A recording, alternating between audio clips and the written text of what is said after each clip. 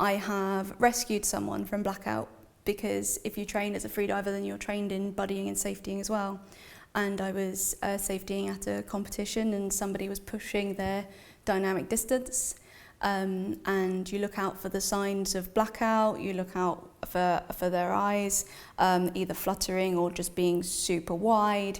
You look out for bubbles coming out their mouth, and they started to surface but then blacked out. So I had to rescue them, and in the moment you just kind of kick in and you do what needs to do, and then they're breathing again, and you do all the recovery steps, and then it's all fine. And then afterwards you're kind of like, that was scary.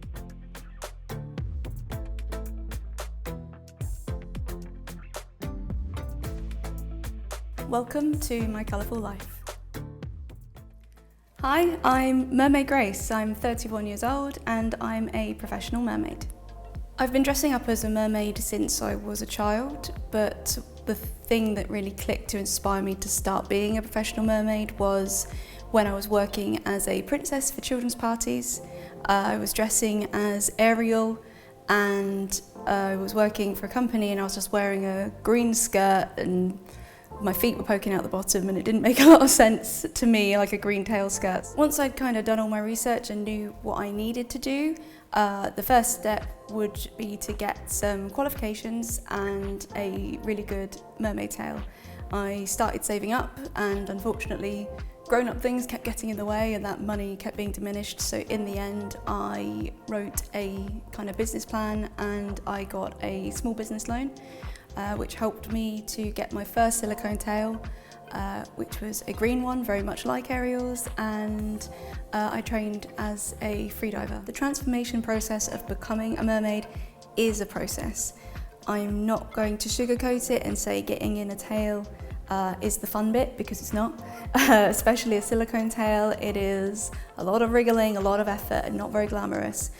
But once you're in and you're secure, and then you have that moment of getting into the water, suddenly this heavy tail becomes an extension of yourself. It's practically like weightless in the water, they're neutrally buoyant, and you have so much more propulsion with your kicks in your swim. If you've done everything that I've talked about, you've got all your training and you are comfortable and safe in the water, it's so quiet, everything just stops. You go from feeling so cumbersome on the land in this huge tail that is constricting you and is incredibly uncomfortable, and then it's just all taken away in a moment.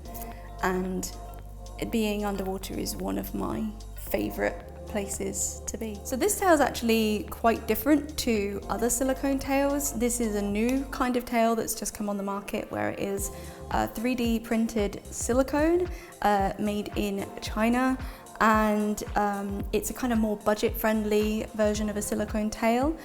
I got one because I travel a lot to perform as a mermaid, abroad and all sorts of places, and because you can take the monofin in and out, then it can fold. So every single tail, whether it's a fabric tail or a silicone tail, will have a monofin inside. That's the part that gives you the propulsion. My other silicone tail is a more traditional silicone tail, where it's handmade poured silicone. It's much thicker, so if you were to put them side by side, my green tail would probably look the most realistic in person. But because the monofin is permanently inside, it cannot be folded. So you have to have an insanely oversized large suitcase, or just carry it by hand. I'm actually unsure of the exact number of tails I have, but I think it's in the range of 30. So quite a few. Only 2 silicone tails. They are obviously the most expensive ones, but then because I run a mermaid camp, I have 10 basic adult tails. I have run special training sessions for children as well, so I have 10 basic children's tails. That's 20 right off the bat, plus my 2 silicones that are mine, and then I have other fabrics that are mine. I know I've got a butterfly one, I've got a purple one, so yeah, I think it's definitely around 30 tails. You'll be surprised at how many waterproof mascaras are not waterproof in the slightest. I have tried and tested many, and then I now have my kind of really short list of makeup products that are actually genuinely waterproof. But there's also certain sprays like Kryolan that you can use to waterproof even non-waterproof makeup. I wouldn't recommend it. I'd always recommend kind of doing waterproof makeup first and then Kryolan over the top. I've had a lot of really amazing moments, so it is really hard to kind of pick the best. Certainly doing my first aquarium shows were amazing, but I think part of it would have had to be when I was representing the UK in the World Mermaid Championships, and it's kind of had this moment of like, I'm in China, they put all our pictures on cars, and getting to perform in this massive tank and representing my country. Yeah, that was a really surreal and amazing moment. One of the funniest experiences I've had as a mermaid is I was doing a children's party and I was being wheeled in by a lifeguard at the swimming pool. There wasn't opportunity for me to put my tail on poolside, so obviously to keep the magic for the children, I put it on elsewhere and they wheeled me in a wheelchair. But when the lifeguard got to the edge of the pool, he didn't know what to do with me and didn't think to ask and just tipped me into the pool in full view of everyone. So they just see a mermaid that is one moment in a wheelchair and the next moment she's just flopping into the pool. And there was no warning either, so yeah, that was quite funny afterwards. The worst thing about being a mermaid is the damage it does to your skin, hair, eyes, everything.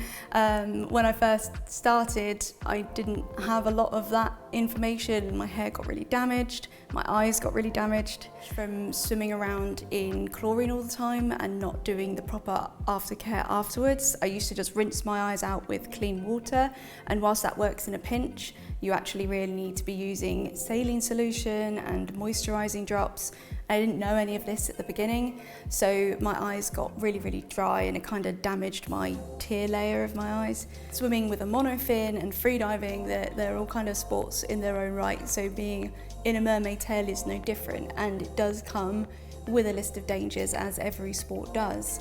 I mean, you're underwater for long periods of time, so there are risks of like hypoxia, and if you're going too deep down, you can get lung squeeze, ear squeeze, even worse, ruptures from the pressure of deep water.